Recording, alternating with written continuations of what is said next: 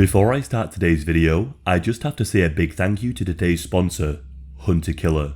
Without these sponsors, I wouldn't be able to make the amount of content I do. If you haven't heard of Hunter Killer already, it's the ultimate subscription game perfect for true crime fans.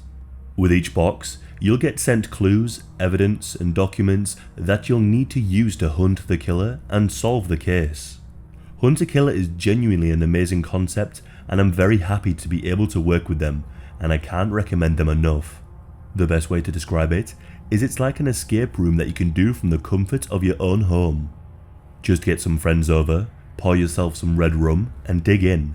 So instead of just watching a horror movie this year for Halloween, try Hunter Killer and get involved in a murder mystery story yourself. Right now, if you click the link in the description, hunterkiller.com/Disturban, or use the coupon code Disturban, you'll be able to get $10 off your order. So go ahead and click the link. And now, onto the video. This case takes place in Lake Luzerne in upstate New York, USA. Clifford Burns was a man who owned his own business and was doing very well for himself.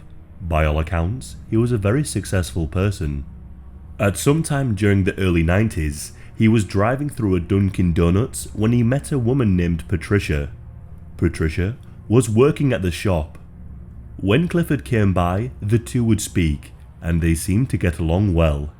Clifford would come through every day just to see her there, and eventually he asked for her number, and the two began a relationship. In 1997, the two got married and had two daughters, Autumn and Harley. Patricia also had children from previous relationships too, Megan and Crystalline. At the start, things were good for the couple, but as the years went by, Clifford's behaviour began to change. He became violent towards Patricia.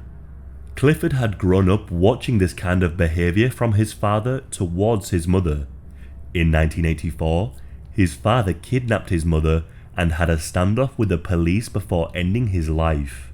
Violence was very much a part of Clifford's life when growing up, and the violence Patricia suffered sadly became a normal part of her life.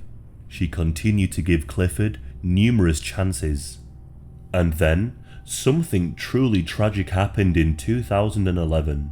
One night, Patricia's daughter Crystalline went to sleep and didn't wake up, and the death was a total mystery.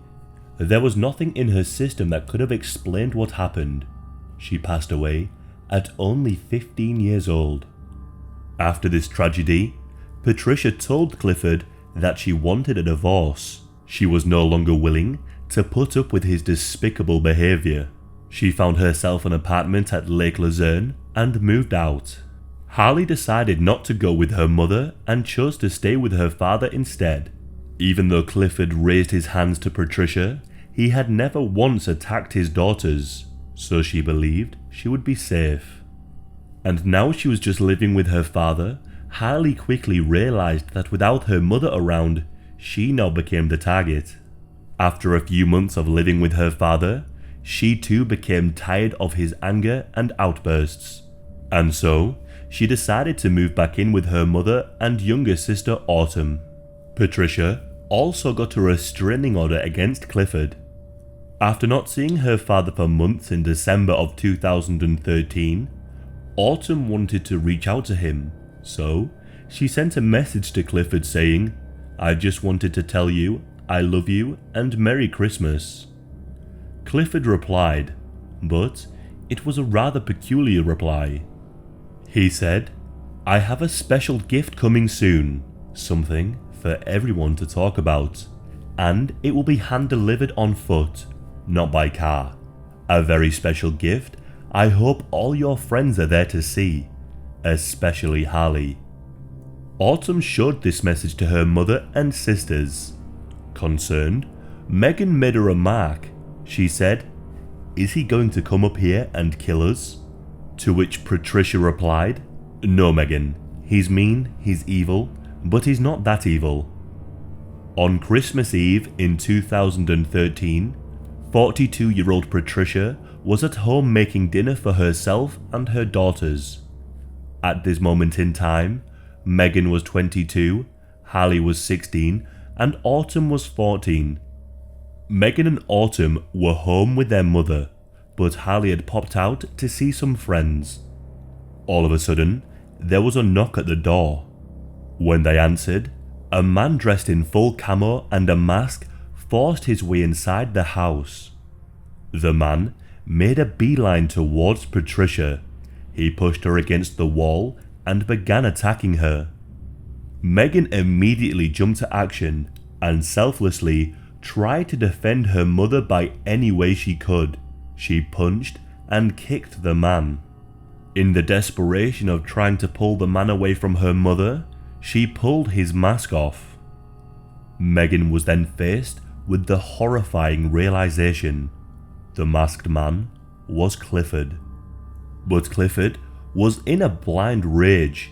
He had entered the home armed with a hunting knife and was repeatedly stabbing Patricia. As he did, Patricia pleaded and begged with him to stop, and Megan never stopped fighting to save her mother, and in the process was badly injured. She too was stabbed, but luckily it wasn't fatal. She had a deep cut on her arm. Autumn then called the emergency services and frantically told the operator the situation. Realizing she couldn't help, Megan ran outside and began screaming for help, with her arm dripping with blood. Eventually, some people at a nearby restaurant heard the commotion, just as Clifford emerged from the house. He then began to walk towards Megan as she was screaming for help, but thankfully, he made a run for it as he saw people were coming over to see what was happening. The police and paramedics soon arrived to the location and tended to Patricia. Unfortunately, her injuries were fatal. She had suffered multiple stab wounds to the chest. The gash on Megan's arm had just narrowly missed a major artery. If it was just a couple of millimeters across, it could have been a very different story. While Hallie was out with her friends, she was informed of the tragic news and she raced to the hospital to be by her mother's side. Unfortunately, it was too late.